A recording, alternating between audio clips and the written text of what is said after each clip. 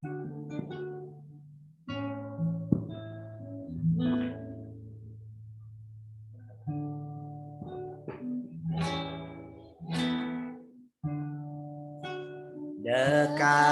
padamu, itu rinduku.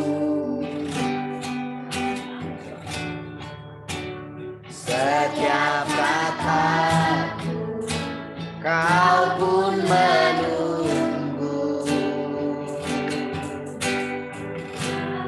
Ku sangka ku temukan satu kasih yang abadi. Kini ku datang dan ku bawa hidupku. Sekali lagi katakan, dekat padamu, itu rinduku. Oh, setiap katamu, kau pun menunggu.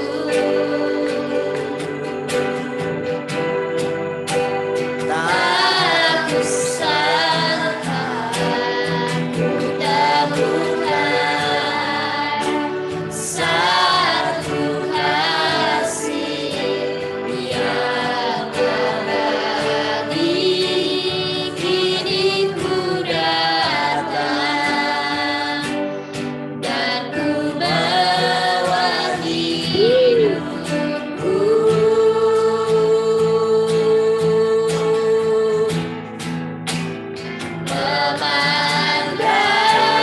Memandang wajahmu, mengikuti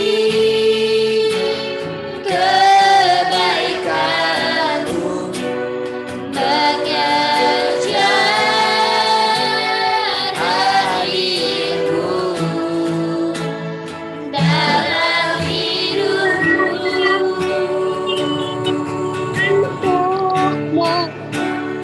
Membawa senangku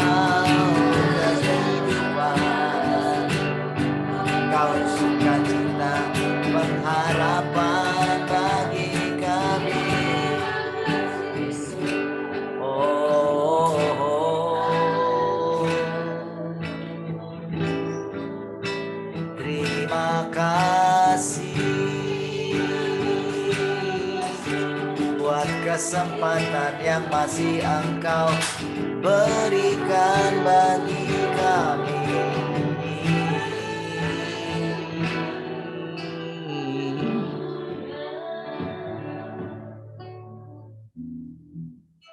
Terima kasih Bapa Surgawi, kami bersyukur Engkau terus membawa kami semakin melekat dengan Engkau.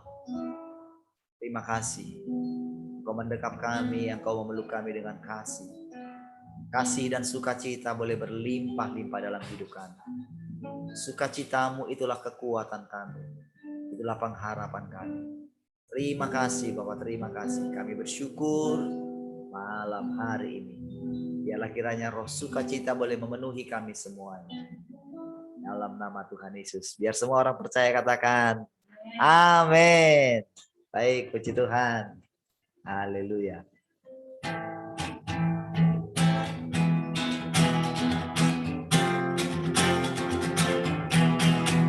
Ku dengar suara perang, ku dengar suara Tuhan.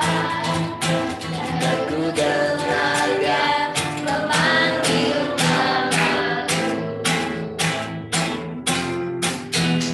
dengar suara perang, ku dengar suara Tuhan, dan ku dengar Dia memanggil namaku. Sekali lagi katakan, oh ku dengar suara perang, ku dengar suara Tuhan, dan ku dengar Dia Memanggil namaku. mari Maju, maju, maju ke medan peperangan. Tiada waktu untuk sabar. Mari maju, maju, maju ke tanah perjanjian, puji namanya, merebut kemenangan. Sebab Tuhan ada di pihak kita. kuasanya selalu menolong kita. Maju kemenangan bagi kita. Biarlah dunia kan melihat, Biarlah dunia akan mendengar, biarlah dunia akan tahu bahwa Allah kita gagah perkasa, gagah perkasa, gagah perkasa. Sekali lagi dari awal. Ku dengar suara perang, ku dengar suara Tuhan, dan ku dengar Dia memanggil namaku. sekali lagi. Ku dengar suara perang, Ku dengar suara Tuhan, dan ku dengar Dia memanggil namaku. Mari maju, maju, maju ke medan peperangan. Tiada waktu untuk sabar. Mari maju, maju, maju ke tanah perjanjian, puji namanya, dan rebut kemenangan. Sebab Tuhan ada di pihak kita. kuasanya selalu menopang kita. Maju kemenangan bagi kita. Biarlah dunia akan melihat,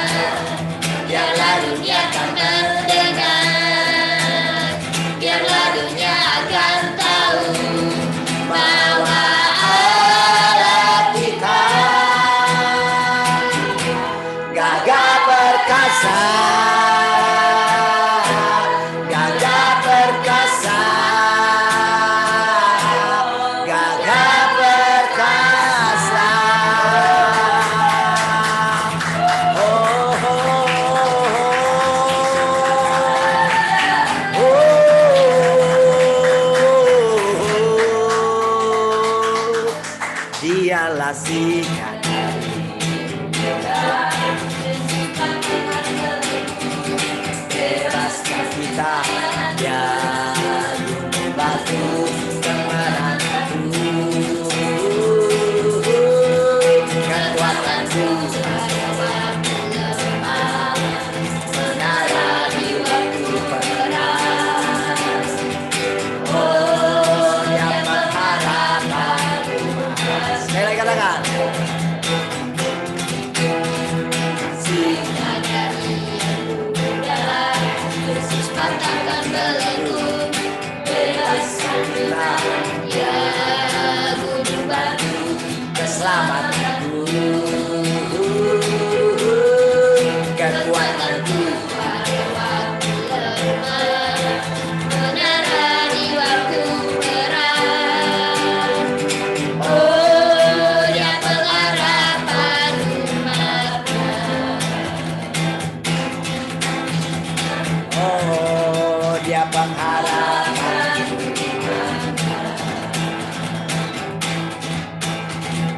Oh, dia pengharapan umatnya. Baru. Haleluya. Dialah singa dari Yehuda, bangkit bagi seluruh umatnya, menyatakan dirinya. Oh, ayo.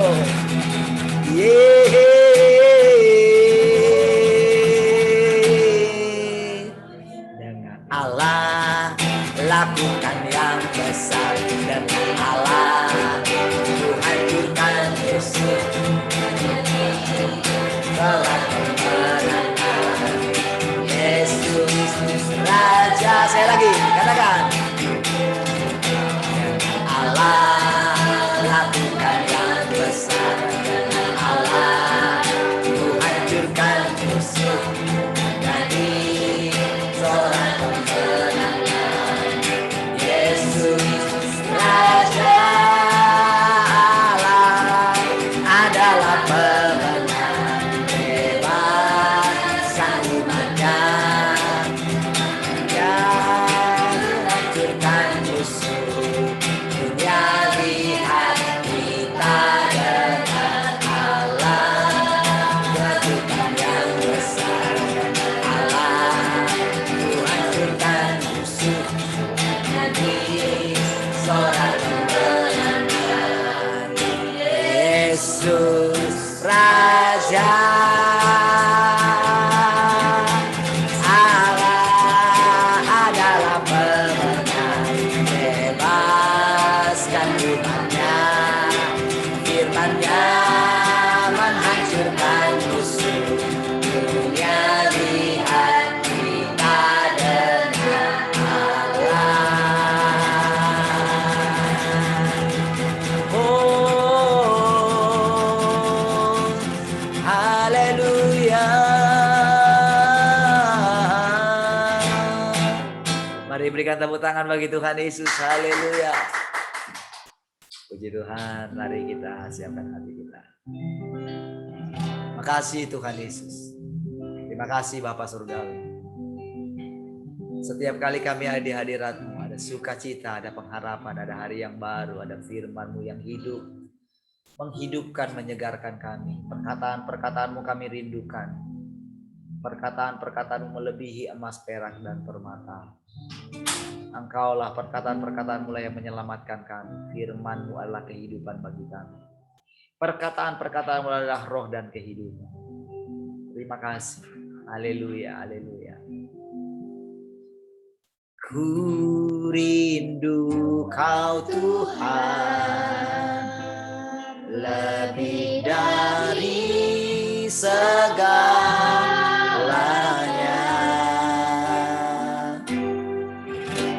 Ku cinta Kau Yesus, Kaulah dambaan Hatiku. Sekali lagi, ku rindu Kau Tuhan. Ku rindu Kau Tuhan, lebih dari segalanya.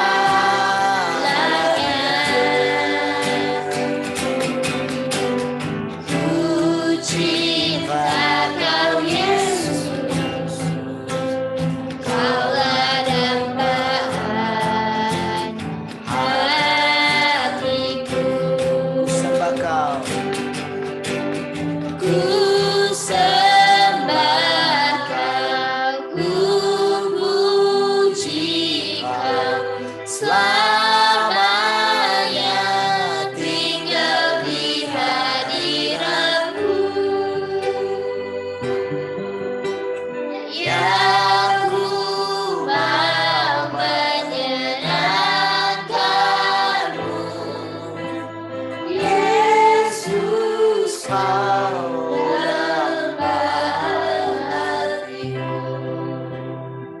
Engkau Tuhan. Ku rindu Kau Tuhan, lebih dari Segalanya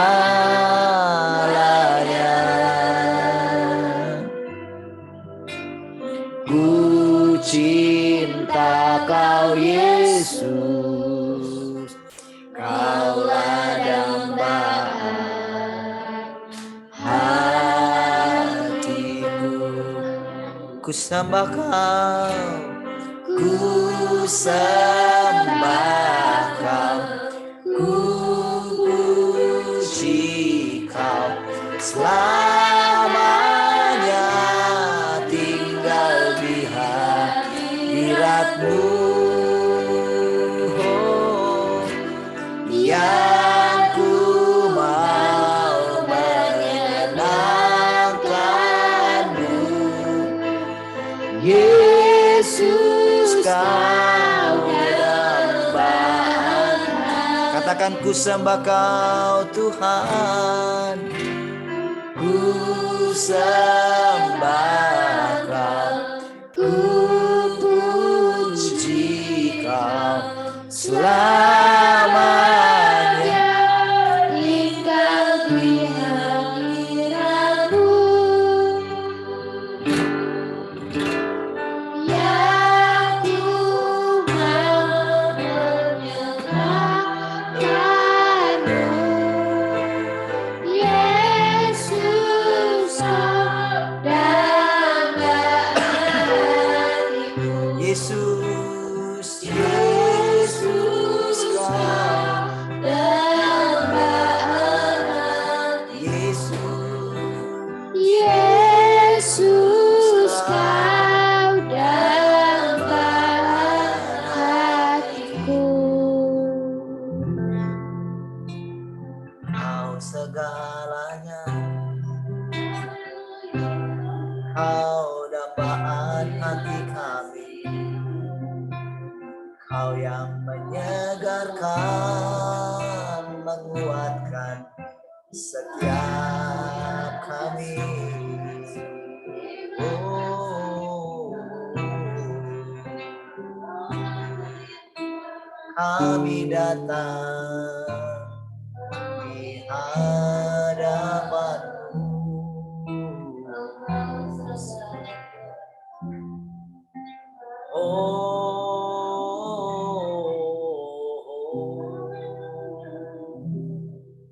Memandang wajah-Mu,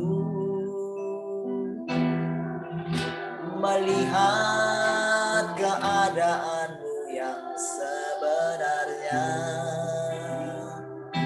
itu kerinduan hati-Mu bagi kami. Singkapkanlah diri-Mu lebih jauh lagi. Di hadirat-Mu kami ditenangkan,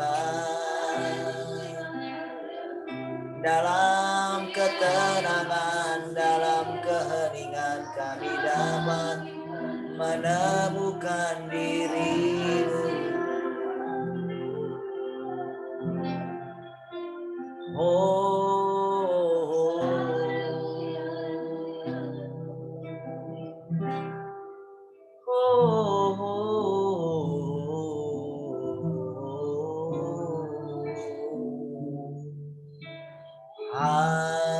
Haleluya. Terima kasih buat hidup yang Kau berikan. Oh, terima kasih Tuhan, terima kasih. Kami sangat bersyukur buat kehadiran-Mu di tengah-tengah kami. Terima kasih. Oh, Engkau berdaulat, firman-Mu, perkataan-perkataan-Mu berdaulat di tengah-tengah kami. Terima kasih Tuhan. Kami sangat bersyukur. Hidup kami ini kepunyaan-Mu, hidup kami ini milik-Mu. Terima kasih. Mari silakan kembali Engkau mengajari kami malam hari ini. Tuhan, kami semua umat-Mu Berikan kami pengertian-pengertian sesuai dengan apa yang ada di dalam hatimu yang ingin kau sampaikan bagi setiap kami. Terima kasih. Terima kasih. Kami percaya dalam segala keadaan Engkau turut bekerja, mendatangkan kebaikan bagi orang yang mengasihi Engkau. Terima kasih Tuhan. Terima kasih, kami bersyukur. Perkataan-perkataan-Mu mengubahkan kami. Perkataan-perkataan-Mu terus menarik kami, melepaskan kami dari segala ikatan-ikatan dunia ini. Perkataan-perkataan-Mu mengalihkan perhatian kami kepada Engkau semata, bukan kepada dunia ini. Dunia ini boleh berlalu, bahkan bisa berlalu dengan mudah saja. Tapi perkataan-perkataan-Mu tidak pernah berlalu. Perkataan-perkataan-Mu adalah kehidupan. Terima kasih Tuhan. Kami bersyukur. Kami bersyukur, kami menundukkan pikiran kami. Silakan kembali diarahkan. Kepada kehidupan. Karena Engkau adalah kehidupan. Terima kasih Tuhan. Kami bersyukur. Dalam nama Tuhan Yesus. Sama-sama katakan. Amin. Baik, puji Tuhan. Shalom, selamat malam. Gimana kabar saudara malam hari ini? Shalom semua. Tolong nak.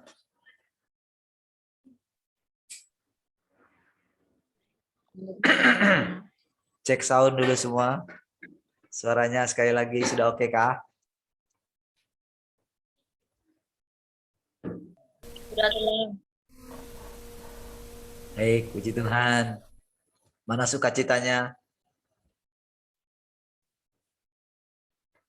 Mana sukacitanya?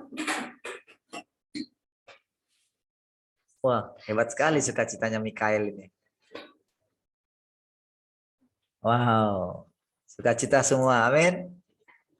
Saudara, tadi kan nonton dikhotbahin sama anak kecil kan?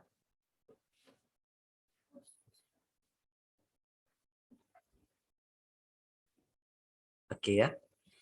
Oke, ini katanya adiknya Bu Rahel ya, lagi sulit bernafas katanya ya. Baik, kita berdoa ya sebentar ya. Baik, kita doakan supaya yang terbaik. Bapak Surgawi, kami berdoa untuk adik daripada Ibu Rahel, Pak Gunadi. Dalam nama Tuhan Yesus. Mari silakan Roh Kudus, Engkau ada di dalam dia. Engkau yang menuntun dia selama ini. Perkataan-perkataanmu sebetulnya ada di dalam dia. Saat ini kami berdoa, arahkan kiranya perhatiannya kepada Tuhan saja. Kepada setiap perkataan-perkataan yang pernah dia dengar. Sudah waktunya dia benar-benar berjumpa dengan Tuhan yang sesungguhnya. Bukan lagi dengan Tuhan yang sekedar melakukan tanda-tanda mujizat. Saat ini di dalam nama Tuhan Yesus. Saat ini biarlah kiranya perkataan-perkataanmu itu boleh meneguhkan hatinya saat ini. Saat ini biar dia boleh membedakan mana suara Tuhan yang sesungguhnya. Mana suara keinginan dagingnya. Di dalam nama Tuhan Yesus. Biar kiranya perkataan-perkataan Tuhan. Di mana di dalam perkataan itu ada kehidupan. Ada sukacita. Ada pengharapan. Biar dia boleh menemukan itu. Sehingga dia benar-benar boleh lepas dari segala ikatan-ikatan dunia ini. Yang mungkin selama ini mengandalkan, dia mungkin masih memiliki yang bisa dia andalkan selain Tuhan. Saat ini biarlah dia boleh mengetahui bahwa hanya perkataan-perkataan Tuhan saja yang menghidupkan dia. Dokter, peralatan-peralatan, obat apapun tidak bisa menolong dia. Hanya perkataan Tuhan yang bisa menolong dia. Tuhan, kami bersama-sama dengan Ibu Rahel juga saat ini dengan istri dari Pak Gunadi saat ini. Kami memohon anugerah-Mu. Tolong singkapkan. Mata yang tidak jelas melihat Engkau dalam situasi ini. Tunjukkan kiranya dirimu dalam keadaan ini. Engkau tepat ada di dalam kami. Bahkan ada di antara kami. Tak ada yang dapat memisahkan kami dari kasih Kristus. Terima kasih Tuhan. Berikan ketenangan saat ini. Berikan damai sejahtera saat ini. Di dalam nama Tuhan Yesus. Kami berdoa untuk Ibu Rahel yang sedang mendoakan juga saat ini. Oh, di dalam nama Tuhan Yesus, perkataan-perkataan kehidupan. Itulah yang dia alirkan saat ini. Di dalam nama Tuhan Yesus. Terima kasih Tuhan. Terima kasih. Terima kasih. Kami bersyukur. Kami percaya anugerah-Mu mengalir saat ini. Kehidupan mengalir saat ini. Di dalam nama Tuhan Yesus. Kami bersyukur. Haleluya. Amin. Baik.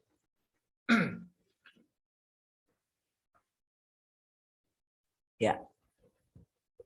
Kita percaya ya. Pakai Rahel untuk menyampaikan perkataan-perkataan Tuhan. Baik, saudara. Puji Tuhan. Saya percaya saudara, hari-hari ini menjadi semakin jelas ya. Menjadi semakin terang benderang bagi kita bahwa orang yang mengandalkan Tuhan, mengandalkan kebenarannya, memegang kebenarannya, itulah yang akan hidup selama-lamanya.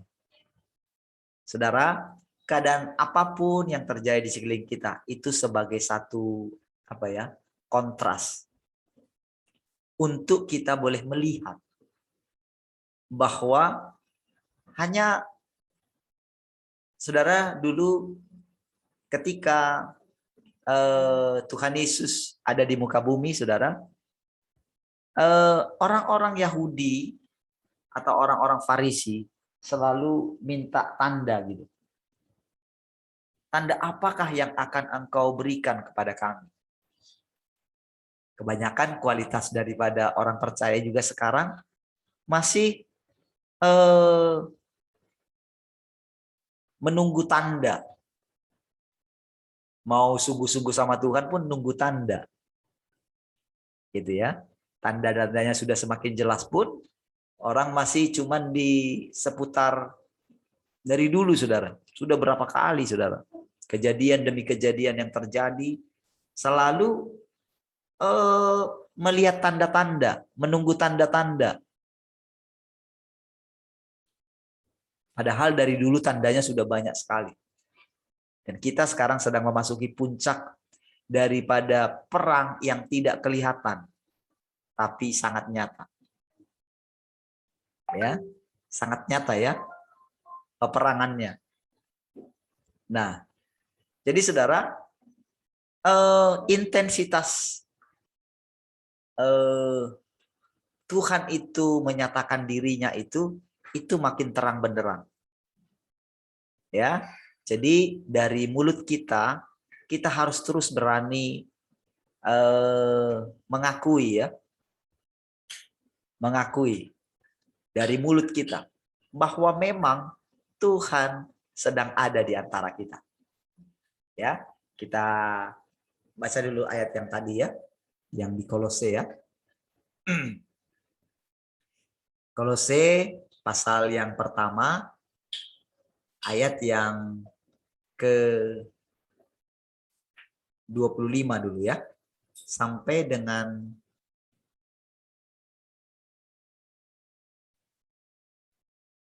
sampai 29 saja ya. Ada anak di sini supaya ikut ya, boleh kita baca satu-satu ayat ya. Kita mulai dari Marvel dulu.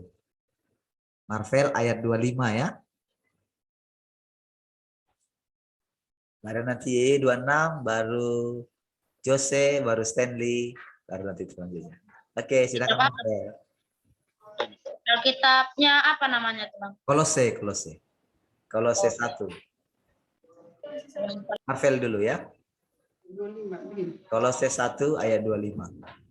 Kolose 1 ayat 25. Aku telah menjadi pelayan jemaat itu sesuai dengan tugas yang dipercayakan Allah kepadaku untuk meneruskan firman-Nya dengan sepenuh rahasianya kepada kamu. Oke, 26. YY.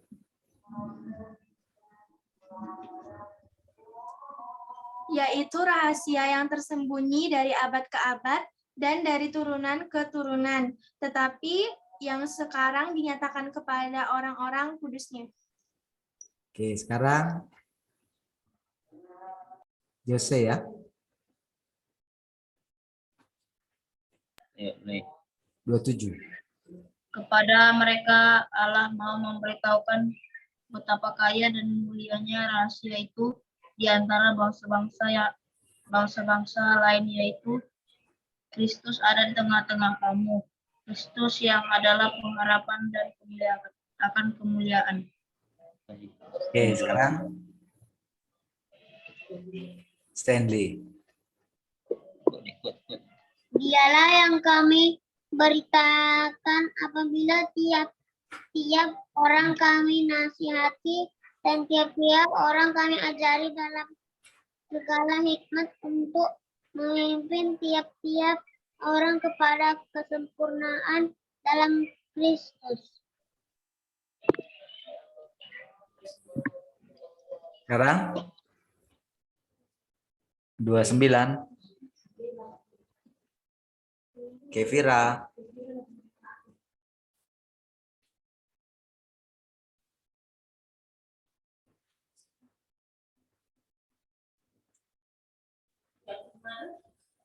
Suaranya nggak kedengaran tuh.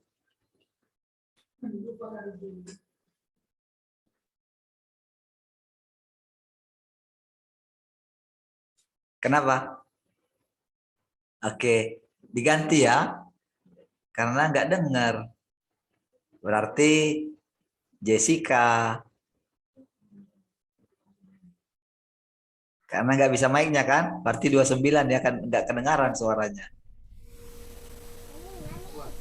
Itulah yang kuusahakan dan kupergumulkan dengan segala tenaga sesuai dengan kuasanya yang bekerja dengan Nggak kedengaran juga.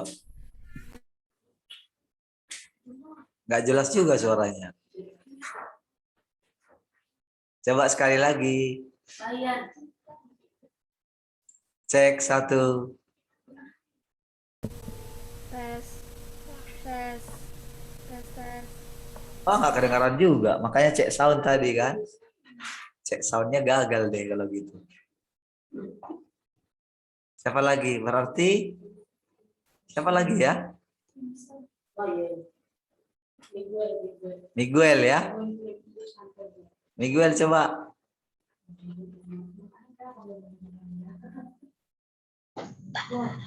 Itulah yang kuusahakan dan kupergumulkan dengan segala tenaga sesuai dengan kuasanya yang bekerja dengan kuat di dalam aku. Mantap. Oke. Keren. Oke ya, baik. Saudara, lihat, saudara dikatakan rahasia yang tersembunyi berabad-abad. Ya. Dari turunan ke turunan, tetapi yang sekarang dinyatakan kepada orang-orang kudusnya. Kepada mereka Allah mau memberitakan betapa kaya dan mulianya rahasia itu di antara bangsa-bangsa lain, yaitu Kristus ada di tengah-tengah kamu. Kristus yang adalah pengharapan akan kemuliaan. Ya. Jadi saudara, sejak dari dulu sebetulnya mereka sudah mengetahui ya tentang, sudah mendapatkan rahasia ini ya, yaitu Kristus ada di tengah-tengah kamu, atau Kristus ada di antara kamu. Nah, jadi Kristus yang adalah pengharapan akan kemuliaan. Nah, namun saudara, dari kalau kita perhatikan ya dari zaman ke zaman, saudara, ternyata dari generasi ke generasi gagal memegang ini, saudara. Bahkan sempat terjadi masa kegelapan gereja. Sampai nggak bisa melihat Kristus yang ada di antara manusia. Nah, sehingga kalau saudara lihat di pesan kepada ketujuh jemaat, kalau engkau tidak bertobat, aku akan mengambil kaki dianmu, katanya. Kaki dian itu kan adalah sumber terang yang akan menerangi. Ya, jadi selalu saja, jadi dari perkataan itu, saudara, sebetulnya dari perkataan kita, itu sebetulnya membuktikan sedang di mana kita saat ini berada. Jadi, kalau bahasanya gereja masih terus menanti-nantikan, maka keadaannya ya di situ. Ayo, Tuhan sudah mau datang, Tuhan sudah mau datang. Nah, itu nggak berubah dari dulu. Makanya nanti bahayanya, saudara, adalah bahwa bahwa nanti kepercayaan orang itu juga akan menjadi sangat samar-samar terus gitu. Jadi setiap kali ada keadaan yang genting, jadi selalu tidak tahu Tuhannya di mana gitu loh.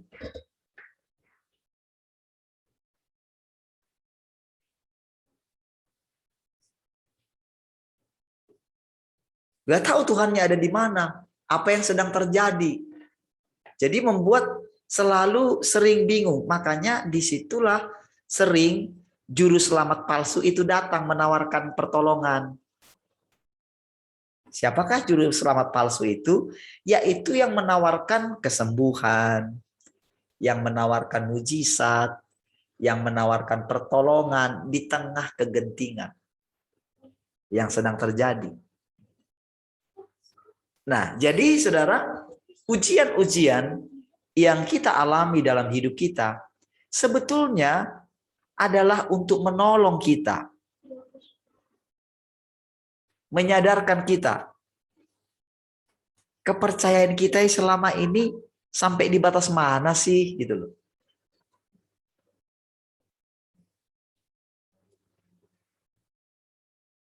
Jadi sebetulnya bukanlah untuk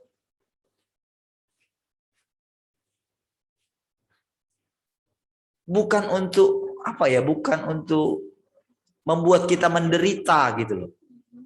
Bukan sedang menunjukkan bahwa kita itu sedang kalah perang terhadap iblis gitu ya. Tapi sedang ini loh, kamu selama ini menjalani hidupmu, kepercayaanmu kepada Tuhan itu sampai di mana gitu. Mau bilang mungkin, oh Tuhan ada dalam hati kita. Lalu hadirlah keadaan yang sedang menggoncangkan ini.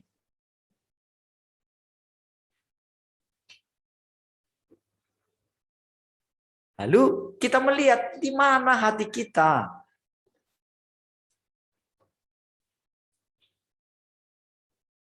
Apa yang kita kerjakan selama ini gitu loh. Di situ ketahuan, saudara. Ketika kita mendapatkan firman itu sejak awal, justru ketika kita menghadapi pencobaan itu, di situ baru kita tahu, ternyata aku nggak melihat Tuhan ya. Kalau kita melihat Tuhan dengan jelas, maka tidak peduli keadaan kita bagaimana, kondisi kita tetap teguh gitu loh. Jadi ujian itu berkali-kali datang. Makanya dulu ketika kita awal-awal pertobatan kita ya, kita merasakan hadirat Tuhan. Oke, itu baik. Membuat kita menangis, kita ditolong banyak hal gitu ya. Lewat A, lewat B, lewat ini semua. Tapi itu adalah pekerjaan awal. Targetnya dia adalah kita benar-benar dalam keadaan apapun, kita sangat yakin bahwa Tuhan ada di dalam kita, bahkan dia menjelma. Jadi jangan pandangannya gini, oh Tuhan menjelma dalam aku, oh aku jadi super power lah gitu kan. Bukan itu maksudnya itu, saudara. Maksudnya itu adalah ketika kita pegang tubuh kita ini, kita sedang pegang Tuhan, kira-kira begitu loh. Kira-kira seperti itulah targetnya nanti.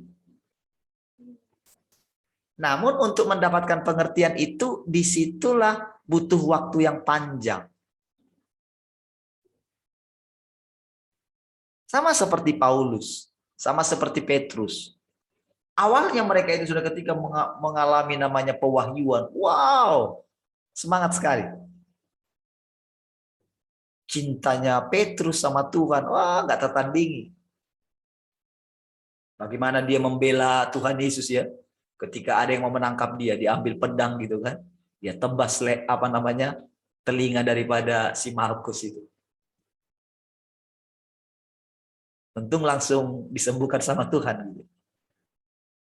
Tapi itulah sebagai bukti bahwa dia mengasihi Tuhan. Bahkan dia bilang, aku rela masuk penjara. Aku rela mati demi engkau. Tuhan tolong dia di awal.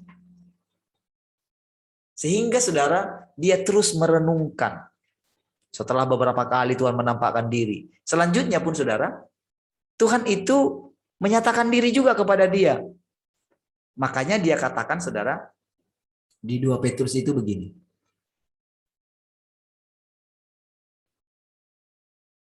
Ada ya.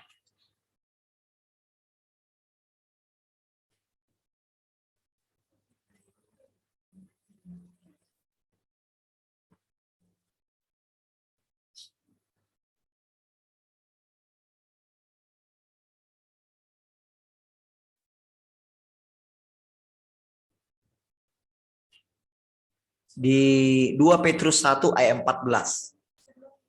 Ya, dia bilang begini. Sebab aku tahu bahwa aku akan segera meninggalkan kemah tubuhku ini, sebagaimana yang telah diberitahukan kepadaku oleh Yesus Kristus Tuhan kita. Jadi dia sudah mendapatkan pernyataan langsung daripada Yesus. Kan ini kira-kira tahun 63 kalau nggak salah ya. Saya lupa ya, nanti tinggal lihat tabelnya aja lagi ya. Tabel penulisan surat-surat di kitab Perjanjian Baru. Ya. Jadi ini sudah di ending saudara. Jadi dia mendapatkan pernyataan daripada Tuhan. Namun tidak selalu demikian saudara. Jadi ada waktu di mana tenggang waktu antara kira-kira sudah mulai aman gitu loh. Sudah mulai aman, nggak dikejar-kejar lagi gitu ya. Jemaat sudah di situ sudah ada namanya penggembalaan gitu. Kan waktu penggembalaan itu mereka sudah mulai kayak establish lah gitu, nggak dikejar-kejar. Sehingga saudara, para jemaat itu sudah mulai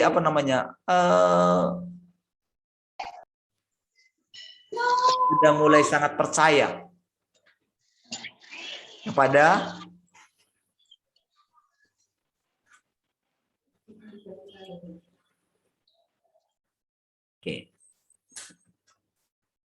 kepada kepemimpinan rasul-rasul pada waktu itu. Ya. Nah, jadi di masa itu saudara, di masa di mana mereka itu seperti tidak merasakan Tuhan gitu loh. Jadi mereka sangat bergantung sekali dengan pengajaran firman daripada Rasul Petrus dan rasul-rasul yang lain. Ini khususnya jemaat mula-mula ya. Jadi jemaat mula-mula ini sudah berbeda dengan jemaat yang dirintis oleh Paulus. Ya, sudah agak berbeda sedikit. Karena Paulus itu memulai di bangsa-bangsa lain. Ya. Nah, jadi saudara, dia mengatakan begini saudara.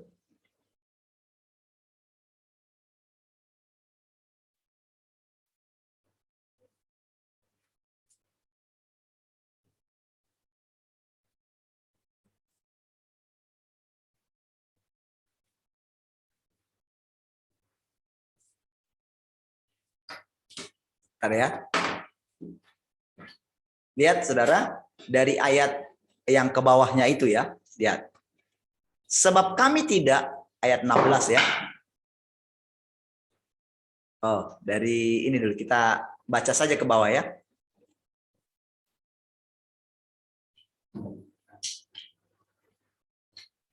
Ayat yang ke-10 ya. Karena itu saudara-saudaraku, berusahalah sungguh-sungguh supaya panggilan dan pilihanmu makin teguh. Sebab jikalau kamu melakukannya, kamu tidak akan pernah tersandung. Ya. Dengan demikian, kepada kamu akan dikaruniakan hak penuh untuk memasuki kerajaan kekal, yaitu kerajaan Tuhan dan Juru Selamat kita, Yesus Kristus. Inilah yang sedang kita bicarakan, yang kita segera akan masuki. Ya, namun sebetulnya saudara, kita itu sebetulnya sejak kita terima Tuhan, harusnya kita sudah memasuki. Namun saudara, seiring dengan waktu, ya, sekarang baru dinyatakan kepada kita. Dan seiring juga dengan perkembangan zaman, inilah waktu yang tepat untuk kita memasukinya. Karena saudara, kalau keadaan kita aman-aman saja, nggak akan ada satu kerinduan untuk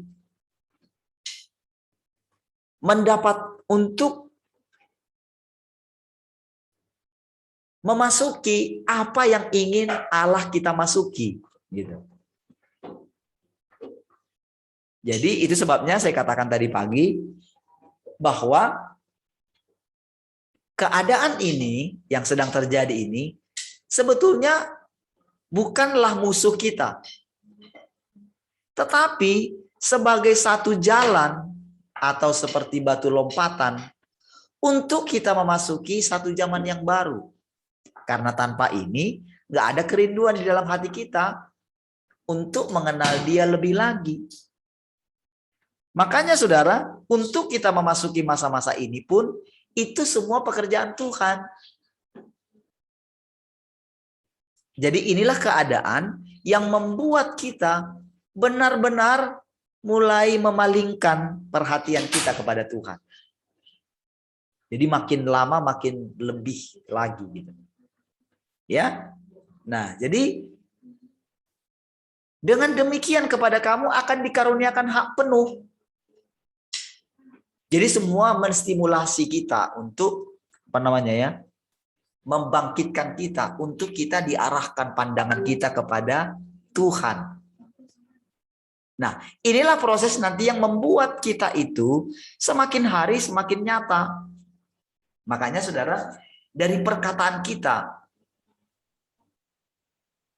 akan kita tahu kondisi hati kita, kondisi rohani kita, maksud saya. Akan kita mengetahui. Ya. Lihat. Karena itu, aku senantiasa bermaksud mengingatkan kamu akan semuanya itu. Sekalipun kamu telah mengetahuinya. Nah, itu. Sekalipun kamu telah mengetahui, tapi kenapa dia masih mau mengingatkannya? Berarti saudara, Petrus pun selalu mengingatkan dirinya sekalipun dia sudah tahu gitu loh. Itu. Makanya demikian juga yang saya alami juga. Saya sering selalu mengingatkan kepada diri saya dengan merenungkan dia.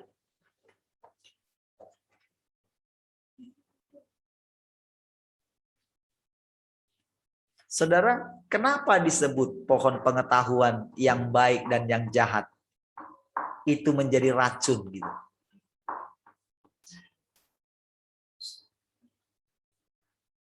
Kenapa tidak diizinkan pohon kehidupan, buah pohon kehidupan itu dimakan setelah dimakan buah pohon pengetahuan yang baik dan jahat? Pohon pengetahuan yang baik dan yang jahat. pohon pengetahuan.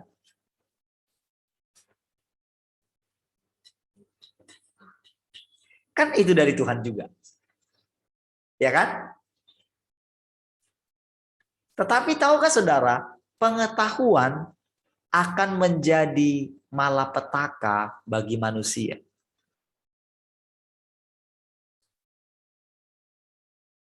Itu selanjutnya. Ketika mereka mengetahui bagaimana caranya survive hidup, jadi semakin lama mereka semakin melupakan Tuhan, meninggalkan sumbernya. Karena begini saudara, jadi begitu ada sakit penyakit apapun, mereka makin lama makin tahu. Tetapi tahukah saudara, manusia itu sama seperti Salomo. Ketika dia minta hikmat, awal-awalnya dia sangat bangga dengan hikmat. Tidak ada manusia di bawah kolong langit ini yang punya hikmat melebihi Salomo. Tapi hikmatnya di bawah kolong langit, bukan hikmat yang dari atas. Sehingga kata-katanya apa? Semuanya sia-sia. Untuk apa dulu aku berhikmat? Bayangin saudara. Padahal yang dia dapat itu adalah hikmat dari Tuhan. Inilah sebagai contoh bagi kita.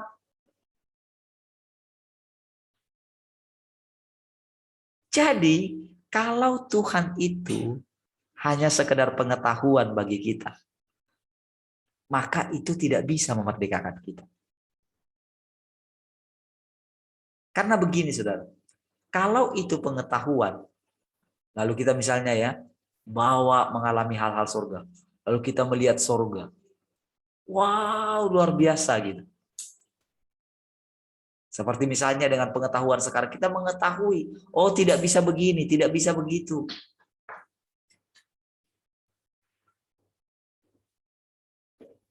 Kita mengetahui keuntungan-keuntungan, kalau kita mau bertemu dengan Tuhan, kita lakukan begini.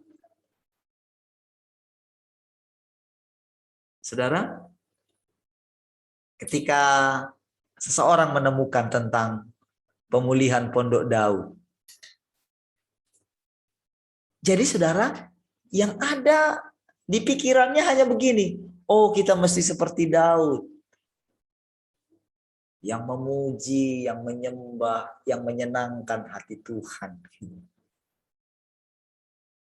Sehingga di antara mereka menciptakan lagu-lagu, menciptakan satu kondisi, nada-nada penyembahan. Dan penyembahan yang sesungguhnya digantikan dengan nada-nada penyembahan. Padahal mereka nggak pernah berjumpa dengan Tuhan yang asli. Yang mereka sembah adalah yang mereka bangun dengan image mereka.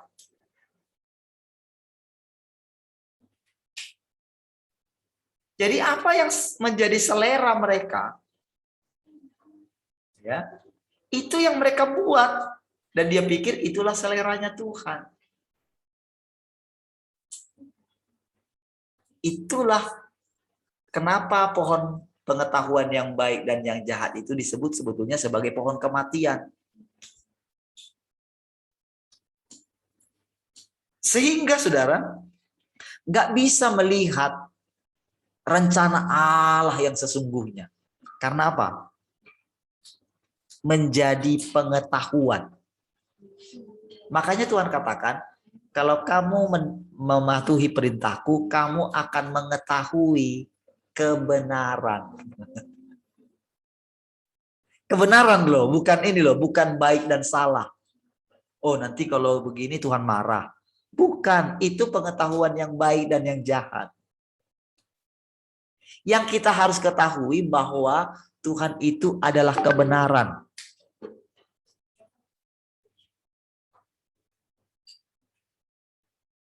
Bukan pengetahuan. Saya harap saudara bisa menangkap ya perbedaan ini. Jadi jangan jadikan Tuhan itu menjadi pengetahuan kita. Oh gitu ya, nah, gitu kan? Selalu kita bisa tertipu, di tingkat manapun kita bisa tertipu. Ya, jadi perhatikan ya. Aku senantiasa bermaksud mengingatkan kamu akan semuanya itu. Sekalipun kamu telah mengetahuinya dan telah teguh dalam kebenaran yang telah kamu terima. Kan dia sudah mengetahui, sudah teguh katanya. Kan? Tapi selalu diingatkan. Berarti saudara, Petrus pun mengalami hal yang sama. Dalam pencarian dia akan Tuhan itu. Jadi Tuhan itu tetap menjadi misteri. Karena dia selalu mengingat-ingat. Apa ya maksudnya Tuhan dulu? Simon anak Yohanes, apakah engkau mengasihi aku lebih daripada yang lain? Apa sih maksudnya? Dia selalu, kayaknya aku sudah mengasihi Tuhan loh. Itu perenungan yang panjang loh bagi dia.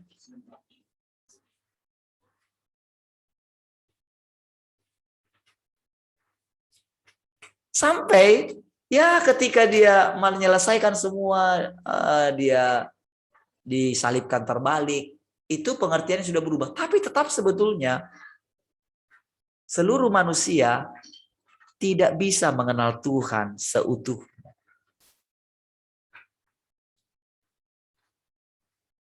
Apalagi Paulus, saudara. Paulus karena ambisi dia, wow, itu justru makin sulit. Karena di dalam dia sudah ada terbangun sejak lahir Taurat segala-galanya. Karena dalam Tauratlah kehidupan gitu loh.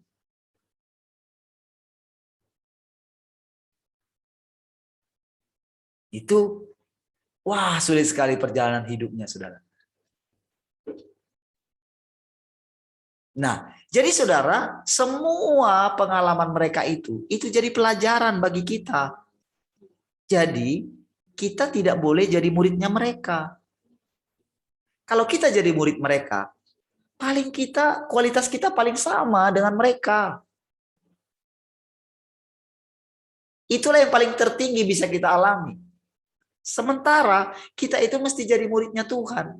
Tuhan Yesus mampu menampung seluruh kepenuhan Allah. Itulah sebabnya dia itu berinkarnasi di dalam kita. Itulah inkarnasi tertinggi. Jadi selama ini orang-orang percaya, hamba-hamba Tuhan, kebanyakan tidak mengalami inkarnasi tertinggi. Mereka paling banter mengalami inkarnasinya Petrus, inkarnasinya Paulus, inkarnasinya Daud, inkarnasinya siapa lagi, Abraham. Tergantung siapa yang mereka idolakan. Kalau para pemuji penyembah mungkin idolanya ya Daud lah. Ya Daud lah yang berinkarnasi di dalam mereka.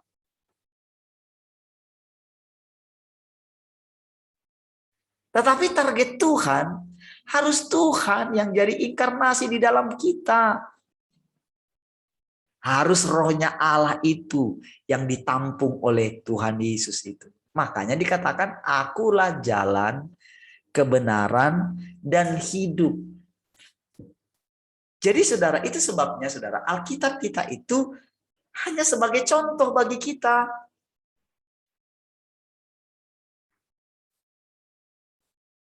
Makanya kita ini benar-benar digembalakan oleh Tuhan, bukan digembalakan oleh Alkitab.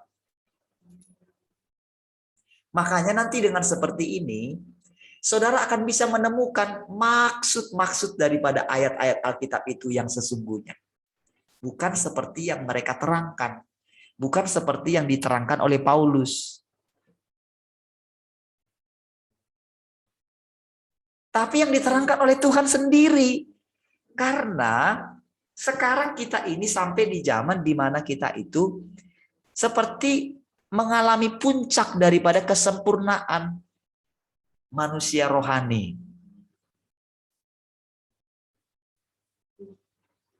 Kan tanpa kita, mereka tidak sampai kepada kesempurnaan. Bukan karena siapa kita, bukan. Tetapi karena kita hidup di akhir zaman. Ya. Aku menganggap sebagai kewajibanku untuk tetap mengingatkan kamu. akan semuanya itu selama aku belum meninggalkan kemah tubuhku ini. Jadi dia merasakan sebagai kewajibanku. Jadi yang bisa dia lakukan adalah mengingatkan. Kenapa dia selalu ingin mengingatkan? Karena begini, saudara. Sama seperti yang saya alami. Kenapa saya selalu coba ini, saudara, ngetes gitu kan. Gimana saudara hari ini? Coba gimana sukacitanya? Kan selalu tanya gitu kan. Karena itu semua indikasi. Puji Tuhan tadi saudara tentang video tadi kan. Yang anak kecil bilang. Surga itu pilihan. Katanya kan. Itu kayak ini loh. Kayak menyimpulkan semua yang saya khotbahkan gitu. Kayak benar-benar gini. Ih, dengan sesingkat itu ya. Kerajaan surga berbicara mengenai damai sejahtera. Ketika kamu nggak ada punya kebencian sedikit pun, nggak ada iri, nggak ada apa, nggak ada menyimpan kesalahan orang lain, karena kayak gitu kan. Kerajaan surga berbicara mengenai kebenaran, damai sejahtera, apa? Sukacita gitu kan. Jadi pilihan di tangan kita. Jadi sejak sekarang kita sudah ada di sorga, kata dia kan. Waduh. Sangat tepat sekali kan. Sementara selama ini orang hanya membayangkan, oh surga itu nanti rumah yang wah lantainya emas berkilo-kilo katanya kan. Yang indah-indah, bajunya indah pakai mahkota emas gitu kan. Itu yang dibayangkan. Nah, saudara, ternyata Petrus pun selalu mengingatkan. Bahkan dia pikir ini sebagai satu kewajiban untuk mengingatkan kamu. Namun ternyata saudara, kita tahu semua mereka akan menghadapi kenyataan. Termasuk kita sekarang. Nah, saudara, apa yang menghambat kita terus untuk bisa mengalami Tuhan? Kita itu menciptakan musuh kita sendiri. Kita menciptakan kekhawatiran. Kita yang menciptakan masalah.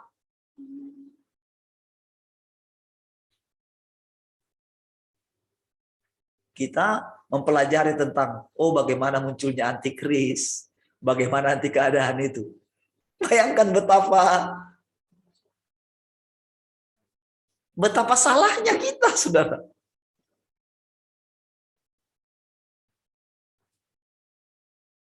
Menciptakan musuh sendiri, memperbesar musuh sendiri.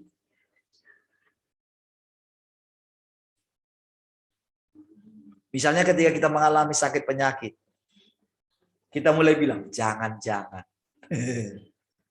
Demam sedikit, jangan-jangan. Batuk gitu kan, jangan-jangan. Sama seperti saya ketika kembali kemarin yang batuk itu kan, jangan-jangan. Untung langsung Tuhan jawab, bukan katanya. Beneran repot ya. Jadi berhentilah menciptakan atau membesarkan musuh. Amin. Ya. Jadi walaupun saya bilang bermutasi apapun itu supaya nanti membuat orang itu semakin mencari Tuhan. Jadi bukan untuk tujuannya menakutkan diri kita, bukan. Di hati saya teguh sekali. Hanya Tuhan pertolongan kita. Jadi jangan memikirkan apa nanti yang akan kujawab ya.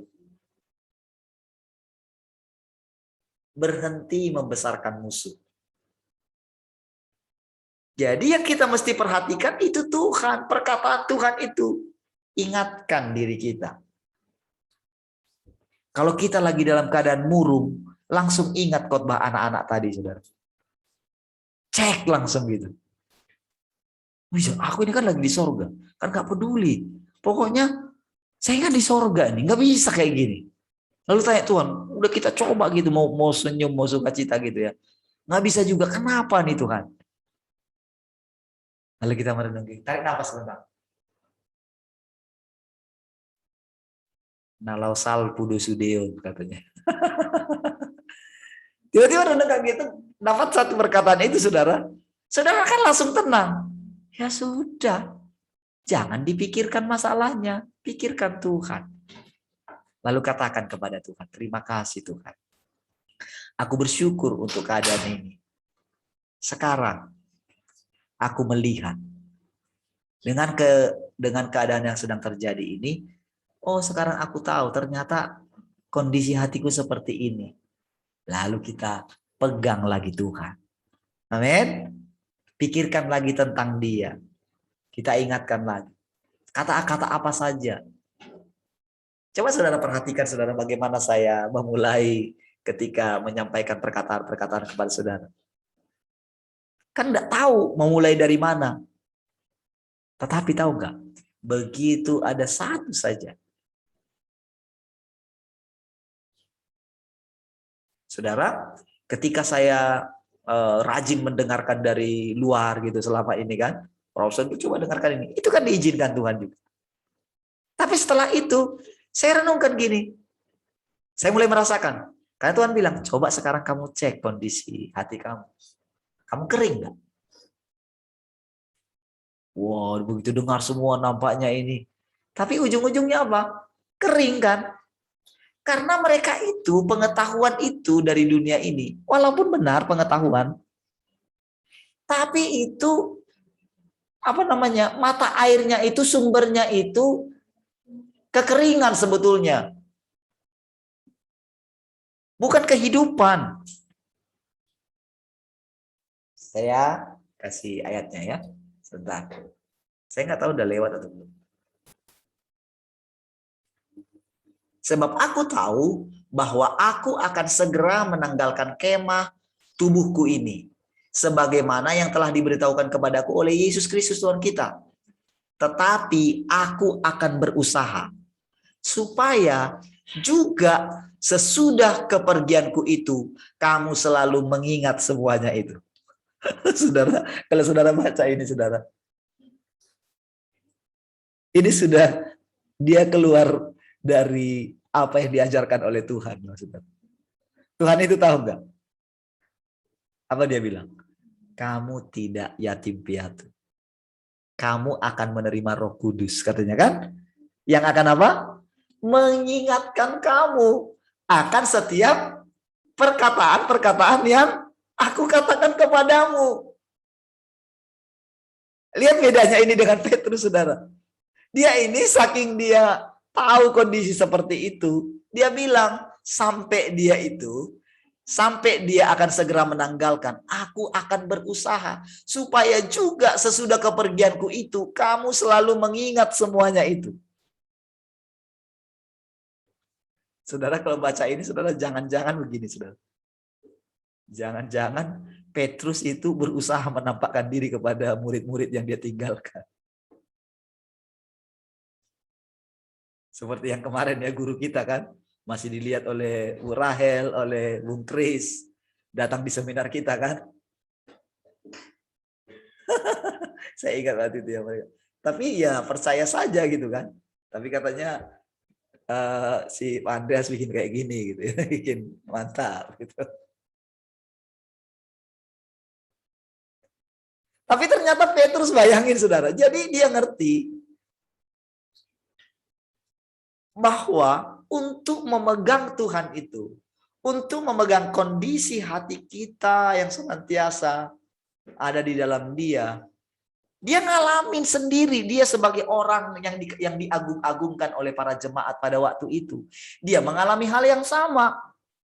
Jadi dia harus menciptakan kondisi dalam dirinya supaya tetap tinggal dalam satu keadaan mengalami Tuhan. Itulah arti ayat ini, saudara. Tetapi Tuhan Yesus kan beda kan? Dia menyerahkan segala sesuatunya kepada Bapaknya. Jadi waktu udah 40 hari diizinkan oleh bapaknya menampakkan diri terus gitu kan. Saudara, bayangkan udah mau naik. Murid-muridnya masih bilang, maukah engkau pada masa ini memulihkan kerajaan bagi Israel? Aduh. Udah mau naik pesawat, saudara. Udah mau take off, saudara.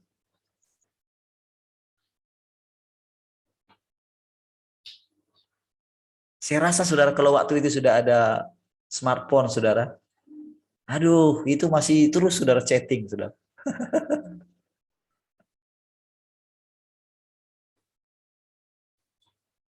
Lalu akhirnya Tuhan memblok semua nomor murid-muridnya, saudara.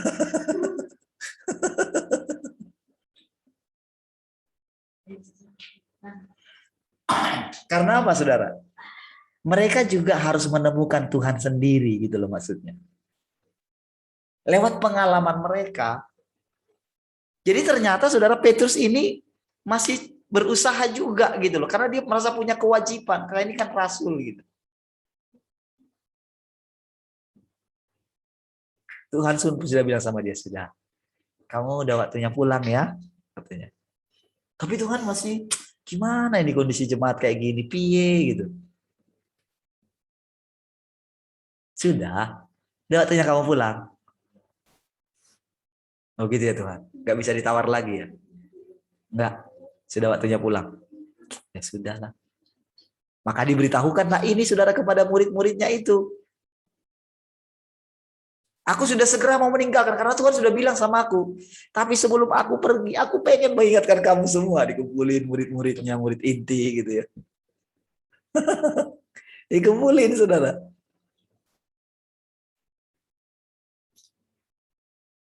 Jadi, saudara, kita ini sekarang sedang mengalami Tuhan sendiri. Makanya masing-masing kita, ayo lakukan hal yang sama. Supaya apa? Supaya inkarnasi Tuhanlah yang terjadi, bukan inkarnasi Pak Andreas, saudara. Dengan pengertian ini, saudara, teman-teman yang masih di sana, jangan-jangan mengalami inkarnasi Pak Andreas nanti pula, saudara. Iya, ini kebenaran, loh, saudara. Biarlah kiranya kita semua mengalami inkarnasi firman Tuhan. Sehingga masing-masing kita benar-benar mengalami Tuhan itu sendiri. Ingat ya, bukan tanda-tanda ya. Karena dulu Tuhan nggak memberikan tanda-tanda kepada orang Farisi. Hanya satu tanda yang dikasih, yaitu tanda Yunus. Jadi nggak usah lagi kita nunggu tanda-tanda. Nggak usah tunggu, nanti bait suci dibangun gitu kan. Jangan tunggu itu, saudara. Terlambat nanti, saudara. Ketinggal nanti. Jangan tunggu sampai nanti terjadi bermultiplikasi lagi kan, bermutasi kan. Nggak usah tunggu itu, saudara. Nggak usah tunggu nanti gimana keadaan bangsa kita, nggak usah tunggu. Ya, lihat. Sebab kami tidak mengikuti dongeng-dongeng isapan jempol manusia ketika kami memberitahukan kepadamu kuasa dan kedatangan Tuhan kita, Yesus Kristus sebagai Raja. Tetapi kami adalah saksi mata dari kebesarannya. Kami menyaksikan bagaimana ia menerima kehormatan dan kemuliaan dari Allah Bapa. Ketika datang kepadanya suara dari yang maha mulia yang mengatakan, inilah anak yang kukasihi, kepadanya lah aku berkenan. Kita kan nggak perlu lagi diinikan tentang masalah ketuhanannya Yesus ya. Itu kita sudah terima, sudah lewatin pelajaran ini ceritanya. Tapi mereka pada waktu itu belum. Jadi ingat, saudara, kepercayaan kita yang sekarang dibandingkan dengan mereka, itu pada waktu itu mereka masih terus diyakinkan. Karena kan Tuhan dalam rupa manusia itu masih jelas sekali, saudara. Masih jelas sekali mereka lihat. Jadi kadang-kadang masih ada ragu, benar enggak? Rasul Yohanes saja, Yohanes Pembaptis saja masih ragu. Apalagi mereka. Tapi kita sekarang, saudara, kita sudah lewati itu. Karena kita sudah percaya dengan iman bahwa Yesus Kristus adalah Tuhan. Jadi kita sudah lewat dari yang sini. Tapi mereka pada waktu itu, saudara, ini Petrus harus menjelaskan kepada mereka. Makanya saudara, sangat disayangkan saudara, para teolog-teolog itu mencoba ingin melawan dari agama lain yang mempertanyakan tentang ketuhanan Yesus. Itu sungguh sangat pekerjaan yang sia-sia, tak ada guna itu.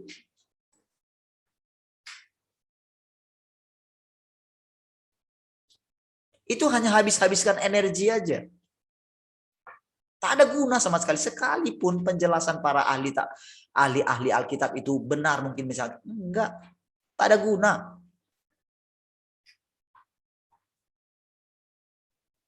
Sekalipun bisa kita membuat orang jadi misalnya beralih ke agama kita, tak ada guna sama sekali. Yang sudah Kristen aja banyak yang mesti dituai juga. Iya kan?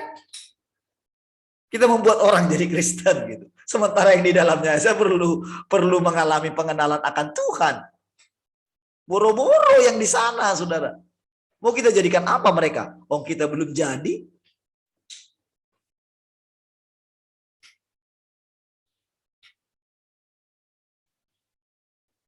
Kan itu dulu masalahnya.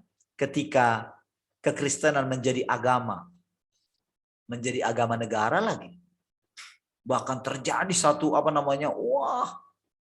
kekristenan itu luar biasa. Tapi apa yang terjadi? Justru mengalami kemunduran yang sangat jauh daripada iman yang sesungguhnya. Itu yang disebut masa kegelapan gereja. Kalau saudara lihat sekarang kekristenan di negara-negara Eropa, Amerika, di luar Indonesia, jauh sekali. Padahal dulu tadinya mereka pusat kekristenan. Pusat pengutusan para penginjil.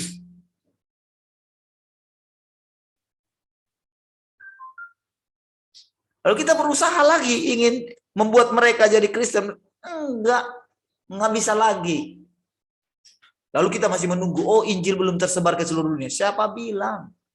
Seluruh bumi ini sudah dipenuhi dengan Injil. Cuman sekarang, siapa yang berani menerima Tuhan sudah datang kedua kali? Siapa mau mengalami bahwa Tuhan yang datang kedua kali itu sedang beroperasi di dalam kita? Siapa yang mau mengalami dia secara nyata? Jadi saudara, sekarang saudara kan sedang diajar sama Tuhan sendiri. Bukan sama manusia, bukan sama Parlin. Parlin ini hanya dipakai mulutnya. Sembari dia terus menundukkan Parlin ini. Ya, seperti itu. Seperti itulah kita nanti menjadi bejana-bejana yang tanpa sadar akan dibawa. Bejana-bejana yang kehilangan dirinya.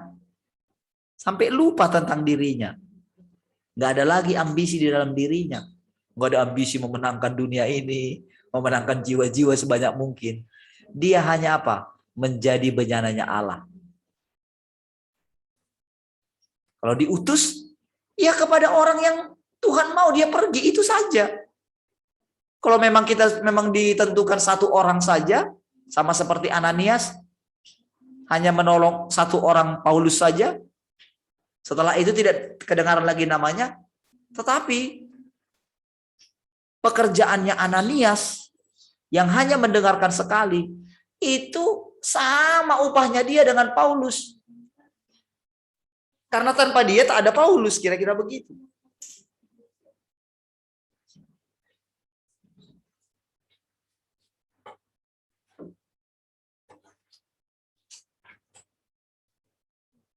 Tapi Tuhan bilang, kamu akan melakukan perbuatan-perbuatan yang jauh lebih besar daripada yang aku lakukan. Di situ kita tetap menyatakan bahwa Tuhan yang melakukan melalui kita, bukan kita. Sehingga kita aman. Amin. Baik, kita lanjut ya. Suara itu kami dengar. Ya, sudah kita ketahui ya. Dengan demikian, Kami makin diteguhkan oleh firman yang disampaikan oleh para nabi. Alangkah baiknya, perhatikan, kalau kamu memperhatikannya sama seperti memperhatikan pelita yang bercahaya di tempat yang gelap sampai fajar menyingsing dan bintang timur terbit bersinar di dalam hatimu. Seperti pelita, oke. Dia terangnya kecil ya. Waktu gelap pekat, kecil. Tapi makin lama, kita itu akan memasuki satu hari yang baru. Jadi sekarang ini kita sedang ada di puncak kegelapan, oke, dengan semua yang terjadi, kekacauan yang sedang terjadi. Di Yesaya pasal 60, ingat kan?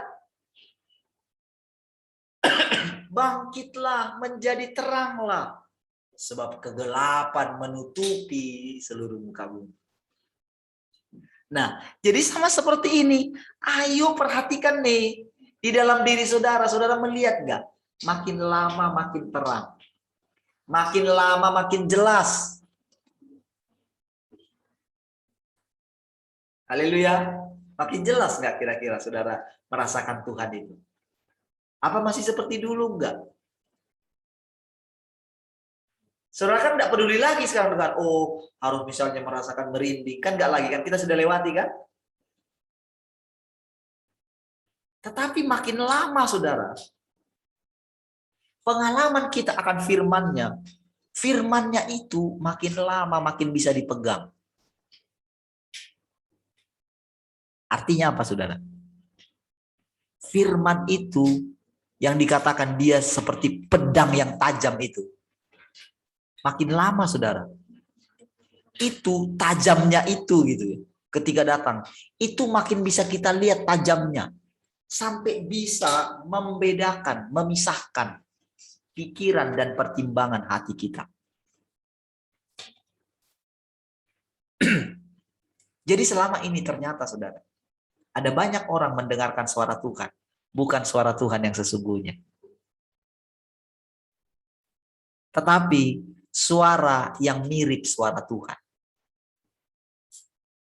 Suara Tuhan itu saudara, yang sesungguhnya strike sekali. Tegas sekali. Nggak ada pelin-pelan di sana. Dan di dalamnya ada kehidupan. Saudara akan menemukan nanti, jadi benar-benar saudara itu ketika mendengarkan firman itu seperti makan daging. Makanya Tuhan katakan, firmanku, perkataan apa, tubuhku benar-benar makanan. Darahku benar-benar minuman. Jadi perkataannya itu bro. Jadi kalau kita berjumpa dengan perkataannya itu, disitulah baru kita bisa mengerti bahwa perkataan-perkataan Tuhan melebihi emas dan perak. Akan menemukan gitu loh. Jadi kita tidak akan menunggu tanda-tanda lagi. Semua sekarang orang percaya rata-rata menunggu. Kalau dia sakit, nunggu sembuh dulu. Kalau dia miskin, nunggu kaya dulu. Selalu nunggu tanda-tanda. Nunggu mujizat. Makanya kalau saudara dengar orang bilang, oh mujizat yang kreatif, orang menceritakan tentang mujizat, sudahlah. Nggak usah terlalu kagum lagi. Orang cerita misalnya, oh dia lagi dibawa surga, turun naik surga gitu, udahlah. Oh iya ya, puji Tuhan. Haleluya. Mungkin saudara merasa, oh nyembah rasanya. Hadirat Tuhan kuat dengan musiknya, dengan apa gitu. Saudara percayalah, itu tipuan. Itu tipuan, saudara.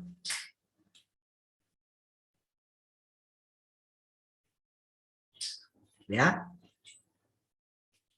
Yang terutama harus kamu ketahui ialah bahwa nubuat-nubuat dalam Alkitab suci tidak boleh ditafsirkan menurut kehendak sendiri. Sebab tidak pernah nubuat dihasilkan oleh kehendak manusia, tapi oleh dorongan Roh Kudus orang-orang yang berbicara atas nama Tuhan. Jadi Sebetulnya dia sedang menjelaskan tentang kedatangan Tuhan di sini ya nantinya ya. Kalau saudara baca nanti selanjutnya. Baik, saudara. Jadi coba sekarang kita lihat saudara dari kitab Kolose itu lagi ya. Jadi ayat 27 tadi katakan, kepada mereka, Kolose 1 ayat 27. Allah mau memberitahukan betapa kaya dan mulianya rahasia itu di antara bangsa-bangsa lain, yaitu Kristus ada di tengah-tengah kamu. Inilah rahasia yang tersembunyi. Kalau mereka itu ada di tengah-tengah katanya. Kalau ini enggak, ada di dalam kita. Kalau bahasa Inggrisnya memang kan inside you, is in you. Ada dalam kamu. Tapi sesuai dengan pengalaman, kita perlu memperhatikannya seperti memperhatikan tadi pelita yang dalam gelap sampai fajar menyingsing. Jadi sekarang ini saudara, kita itu sedang melihat fajar itu mulai menyingsing. Kita akan segera memasuki hari yang baru. Hari yang baru itu saudara berbeda dengan hari yang kemarin. Hari yang baru di situ maksudnya adalah zaman yang baru. Jadi di zaman yang baru itu saudara, Tuhan tidak misteri lagi. Dia benar-benar nyata. Dia bukan lagi Tuhan yang menampakkan diri sekali. Enggak. Inilah puncak pekerjaannya. Disinilah kita benar-benar mengalami bagaimana proses penaklukan Tuhan atas pekerjaan si jahat yang selama ini bercokol di dalam kita. Di masa inilah iblis diikat. Lalu dimasukkan ke jurang maut, lalu dikunci dari sana. Dikunci.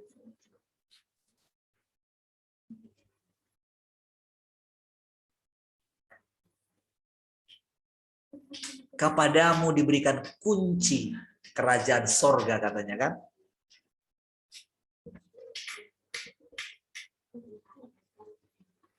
Tetapi saudara, ada banyak orang percaya yang selalu gini.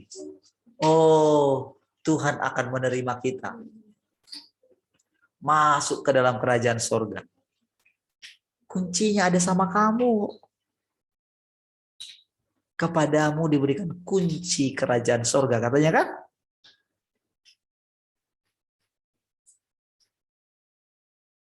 Makanya dikatakan tadi pilihan. Sorga itu pilihan katanya.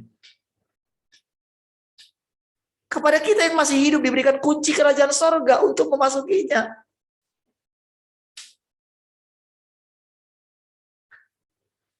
Tapi tahukah saudara? Ada berapa banyak orang yang tidak mengetahui. Dia tahu tentang kunci kerajaan sorga diberikan. Tetapi tidak memahami. Tidak mengalami. Tidak tahu bagaimana caranya menggunakan kunci itu. Dia coba pakai kunci-kunci yang lain, saudara.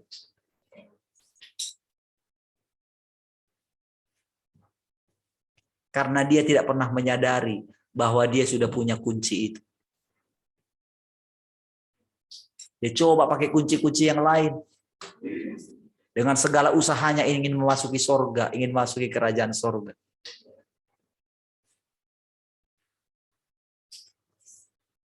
Kepadamu diberikan kunci kerajaan sorga. Saudara, jadi kita sedang memasuki satu permulaan yang baru. Jadi berarti saudara, walaupun dikatakan Tuhan yang mengikat si jahat itu, melalui apa dia ikat?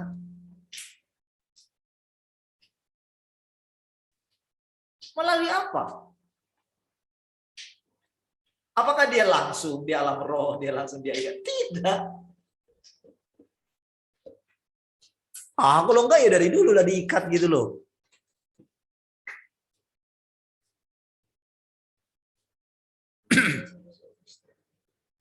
Justru selama ini saudara, si jahat itu dipakai saja dia saudara. Untuk mendapatkan kita semua. Jadi jangan lagi melihat akhir zaman itu sebagai sesuatu yang mengerikan ya. Nampaknya kayaknya punya taring gitu kan. Kalau nggak punya sertifikat, nggak bisa kerja, nggak bisa ini, ketawain aja sudah. Jangan tiap kali mau pergi kerja, waduh nanti ditanya lagi nggak ya? Ketawa aja saudara. Semakin saudara ketawa saudara, semakin heran orang. Haleluya.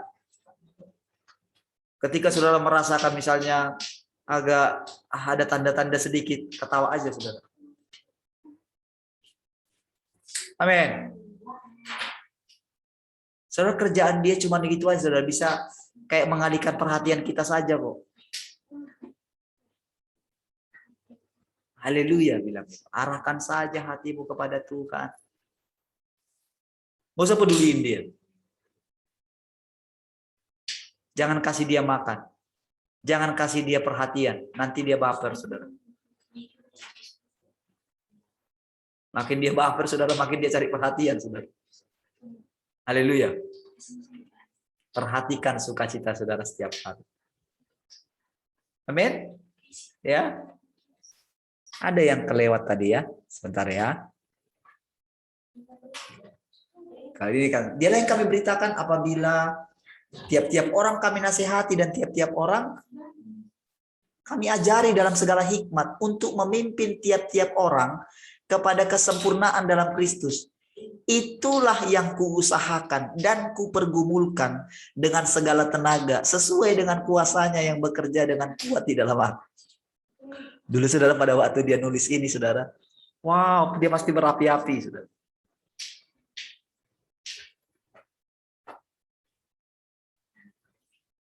Jadi saudara, pada waktu itu saudara, Paulus ya belum melihat dengan jelas gambaran daripada seluruh pekerjaan Tuhan pada waktu itu. Jadi percampuran antara dirinya dengan Tuhan itu dianya masih kuat juga gitu. Maka dia sudah bilang di Galatia kan, bahwa hidupku bukan aku lagi tapi Kristus yang hidup. Hidup yang ku hidupi sekarang hidup oleh iman.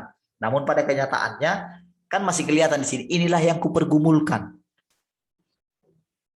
Saudara pernah melihat Yesus bergumul untuk murid-muridnya? Pernah? Coba saudara bedakan antara Yesus dengan Paulus.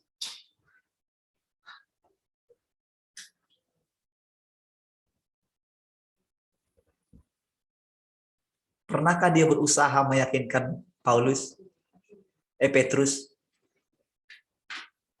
Simon. Iblis sudah menuntut untuk menampi engkau. Tapi jangan takut. Aku sudah berdoa untuk engkau. Langsung itu dikunci loh saudara. Nggak peduli iblis mau bikin apa sama kamu. Nggak bisa dia. Aku sudah mendoakan kamu katanya gitu. Keren sekali. Dia nggak perlu saudara. Memanggil Petrus, ditatar dia ya. Petrus, gini loh. Dia nggak perlu saudara. Dia kunci murid-muridnya. Dia laporan sama bapaknya. Bapak, sudah waktunya. Permuliakanlah anak, supaya anakmu mempermuliakan engkau. Semua mereka yang kau berikan kepadaku, semua mereka sudah bersih katanya. Oleh karena firman yang mereka dengarkan katanya.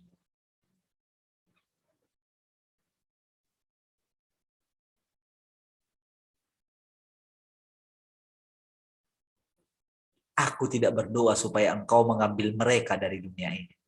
Tetapi aku berdoa supaya engkau menjagai mereka, melindungi mereka daripada yang jahat. Memang di antara mereka ada satu yang tidak bersih, tetapi itu karena sudah ditetapkan di dalam kitab, kira-kira begitu. Sudah ditentukan sejak dari semula katanya. Dia nggak perlu memohon lagi untuk Yudas. Karena ada tertulis tentang Yudas gitu loh. Dia sangat tahu, jadi dia nggak perlu apa. Aku mohon nih, Yudas ini. Engkau kan mengasihi, engkau kan tidak menghendaki kematian satu orang fasik pun. Ini murid yang satu ini, sebetulnya dia baik loh Bapak. Enggak berdoa kayak gitu.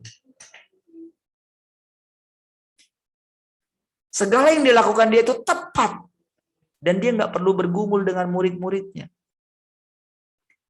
Satu hal yang paling bergumul dia adalah begini. Apa? Kalau boleh, lalukanlah cawan ini. Tapi jangan kehendakku yang jadi, kehendakmu yang jadi. Itu saja yang dia bergumul. Yang lain tentang pekerjaan, tidak bergumul dia. Dia tetap tenang ketika murid-muridnya meninggalkan dia. Makanya diingatkan dari awal, aku mengatakan sekarang supaya nanti kamu tidak menjadi kecewa ketika hal itu terjadi. Supaya kamu tidak menjadi tawar gitu. Makanya aku katakan sekarang kepadamu. Itu keren sekali. Dia tahu sekali.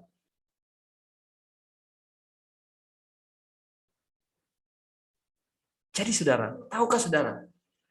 Kalau saudara memperhatikan Tuhan, maka saudara akan dipenuhi dengan damai sejahtera, sukacita, dan kebenaran.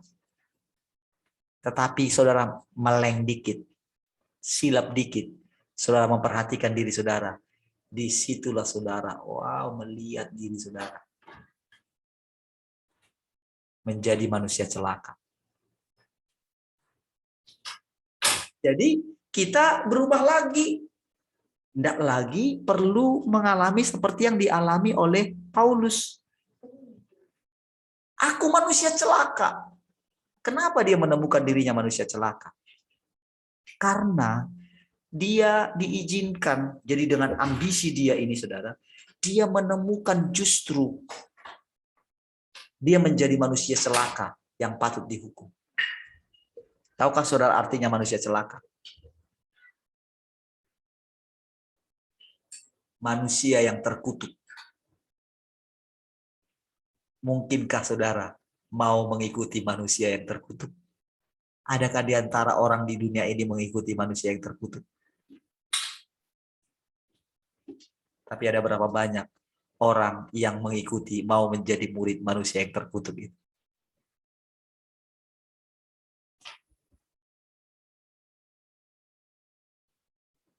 Berapa banyak yang bangga terus menginterpretasikan perkataan-perkataan yang mengatakan dirinya manusia terkutuk. Saudara, bukan berarti, makanya saya katakan di awal, saudara, kita ini melihat teladan hidup mereka. Jadi dengan keadaan itu, saudara, kita itu nggak perlu mengulangi apa yang mereka katakan tadi di awal itu, saudara. Apa yang dikatakan oleh Paulus itu. Kita boleh melampaui itu. Tetapi kita boleh menjadi tidak tawar hati untuk menjalani kehidupan kita dalam mengikuti Tuhan atau proses inkarnasinya Tuhan dalam kita. Karena ada orang dulu yang sudah setingkat itu, setingkat mendapatkan pewahyuan. Tetapi dia itu juga mengalami kegagalan dalam hidupnya sampai dia menemukan dirinya manusia celaka. Jadi kita nggak perlu tawar hati dengan hidup kita ini, saudara. Apapun yang kita lewati. Walaupun kadang ketika kita diperhadapkan dengan kehidupan kita, ternyata kita gagal. Gagal kita mempercayai Tuhan. Tapi kita masih terus mau duduk di kaki Tuhan. Disinilah saudara. Berkali-kali. Tapi karena kesungguhan hati kita, dia lihat kita, saudara. Dengan sikap kita yang rendah hati itu, saudara. Gak menganggap diri kita benar. Itulah landasan Tuhan untuk boleh mendarat di dalam hati kita dan menguasai kita sepenuhnya, menaklukkan kita. Sehingga makin lama, saudara, kita ini mendapatkan anugerah, mata kita makin lama makin jelas. Itu yang dikatakan tadi, saudara. Sehingga ketika dia sangkakala, tetet, tetet, berubah. Disitulah perubahannya terjadi, saudara.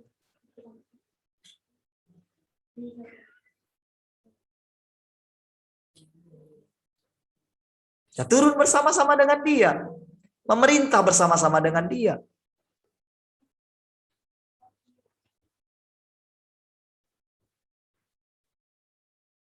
Para orang kudus turun bersama-sama dari sorga. Kita mulai satu kehidupan yang baru. Jadi kita ini menjadi apa, saudara? Di kehidupan yang akan datang. Kita menjadi imam-imam. Jadi dari rencana yang semula, ini baru digenapi, imamat yang rajani. Kita menjadi imam-imam, menjadi pelayan-pelayannya. Karena ada imam besar di sorga, yaitu Tuhan Yesus. Kita itu menjadi imam-imam. Jadi berbeda, saudara. Disitulah baru mulai ketika iblis nanti diikat gitu ya. Kita memulai satu kehidupan persis seperti kita memulai kehidupan ketika dunia ini diciptakan. Makanya dikatakan langit baru, bumi baru yang akan kita masuki. Jadi kerajaan 1000 tahun ini adalah kerajaannya imam. Makanya kita menjadi imam-imam yang memerintah, yang mengajari mereka hidup. Supaya mereka juga mengalami Tuhan dalam hidup mereka. Kita berfirman. Perkataan kita adalah perkataan Tuhan. Makanya kita menjadi imam-imam yang maha tinggi. Makanya kalau kondisi kita masih seperti Paulus dan Petrus yang tadi kita baca di ayatnya itu. Kalau kita masih mengandalkan Alkitab kita ini. Maka kita tidak lebih. Berarti kondisi kita seperti mundur ke belakang gitu loh. Padahal kita sudah melewati 2000 tahun. Jadi Allah tidak menghendaki kita seperti mereka. Karena mereka pun sudah disempurnakan di sana. Jadi sekarang kita ini, apa yang dulu belum pernah sempat mereka sampaikan, itu disampaikan kepada kita. Jadi pengertian kita pun akan Tuhan itu menjadi semakin meningkat. Jadi kalau mereka itu sampai kepada, untuk masuk mereka kepada, kan seperti Paulus, Petrus, itu kan mereka kan mengalami kematian. Martir gitu. Tetapi Yohanes tidak mengalami kematian seperti mereka. Karena apa? Perkataan Tuhan. Dan di dalam kitab Wahyu juga, tidak semua jemaat Philadelphia dikatakan, aku akan melindungi kamu dari hari pencobaan yang akan datang kepada seluruh dunia. Karena engkau tekun menantikan aku. Nah, jadi di masa ini, saudara, pergunakan waktu sebaik-baiknya menantikan Tuhan. Tapi dalam menantikan Tuhan ini pun ada pekerjaannya, seperti yang saya katakan. Dibuat kontrasnya ketika diizinkan. Diizinkan ini terjadi, diizinkan itu terjadi, diizinkan saya gagal, lalu saya datang lagi setiap hari. Tapi setiap kali kita ada dalam persekutuan, saudara bisa melihat firman Tuhan selalu baru setiap hari. Amin, saudara. Setiap hari dalam persekutuan kita, ada saja hal-hal yang baru dinyatakan kepada kita.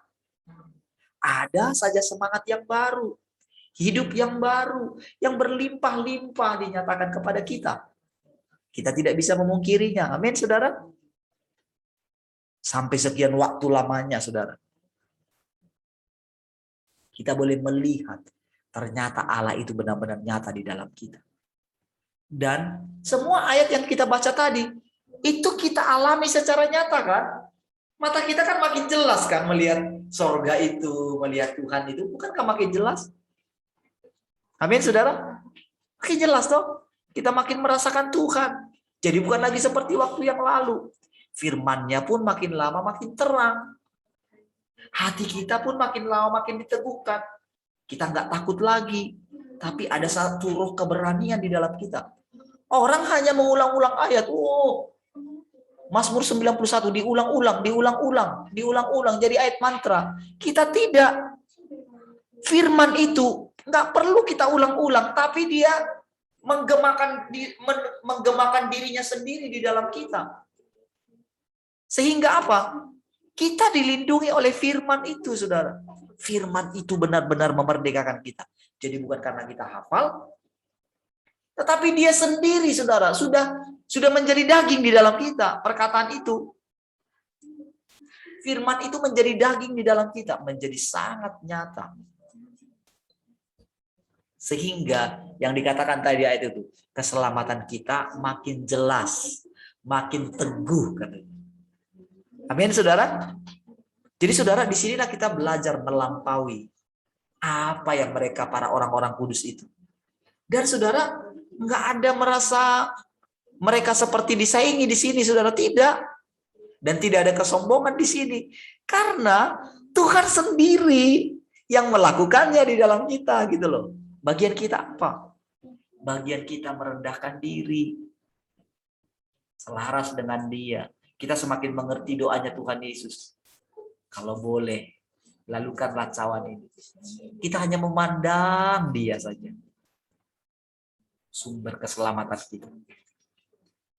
Kita menjadi semakin yakin bahwa pilihannya atas kita makin teguh. Dan nama kita sudah terdaftar dalam kitab kehidupan. Amin, saudara. Semua diteguhkan itu, saudara. Itu firman Tuhan dalam kita. Baik, saudara, sudah kurang 1 menit ya. Baik, puji Tuhan. Sampai ketemu besok ya. Ya, baik. Mari kita berdoa. Gimana Bu Rahel, sudah selesai teleponnya? Apa masih telepon, Kak?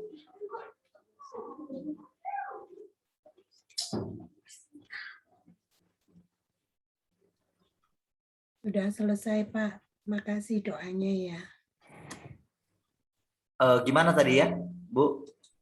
Terakhir tadi jam 8:30 dia bilang sudah tenang, saturasinya naik jadi 70, tapi yang panik itu malah istrinya itu. Gimana, Bu? Oh. Sudah, si Gunadinya sudah tenang, istrinya yang panik. Baik. Pak Dedi gimana? Sehat? Mantap ya? Bapak sama Ibu mantap? Baik. Puji Tuhan ya. Ingatkan ayat ini, teguhkan hati kita semua ya. Apa yang kita dengar hari ini, teguhkan ya. Firman itu yang menjamin di dalam kita. Amin. Dia menjadi daging. Itulah kesembuhan kita. Jadi kita mesti mulai beralih sekarang ya. Kadang kan kita masih perlu ini. Oh, kita doa ada tandanya gitu ya. Tapi kadang untuk kita mesti sudah meningkat. Ya. Jadi sampai kita nggak peduli lagi dengan keadaan kita. Tapi bukan karena kita itu pasif ya. Tapi karena kita memegang kebenaran. Kita pegang gitu. Sampai kita nggak tergoyahkan. Itulah namanya firman menjadi daging. Itulah menjadi kesehatan kita. Firman itu menjadi daging katanya. Itulah menjadi kesehatan kita. Menjadi kekuatan kita. Menjadi sukacita kita. Jadi menggantikan kita yang ini loh, yang berusaha ingin sehat, berusaha ingin sukacita. Itu digantikan dengan firman menjadi daging. Itu maksudnya sebetulnya. Lebih ininya lagi ya, lebih tambahannya lagi ya. Nanti kita akan semakin mengerti bagaimana firman itu menjadi daging. Benar-benar, saudara. Ya, makanya kita dengan yakin memasuki yang sekarang ada di hadapan kita ini, saudara. Jadi benar-benar mengalihkan perhatian kita dari dunia ini.